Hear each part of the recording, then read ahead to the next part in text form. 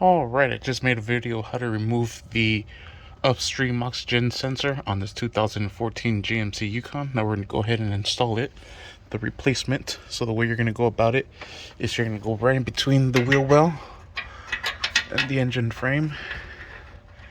Then thread that sucker into place. Alright. And next we're going to go ahead and secure it using the oxygen sensor socket. Here we go. I'm going to be using a 1/2-inch ratchet with a 3/8 adapter, so you can give me a little bit of a space to be able to reach the socket and secure that sucker down. Alright, and there's a little hole on the frame where you can press in the new sensor, the pigtail for it. You can see it there. Perfect. There is the pigtail. We'll go ahead and connect that in there, and we'll put in the little safety tab that goes right up on top to secure it so it doesn't come undone, and we are set. And that is how you install the upstream oxygen sensor on this 2014 GMC Yukon. Thank you for watching. Please like and subscribe.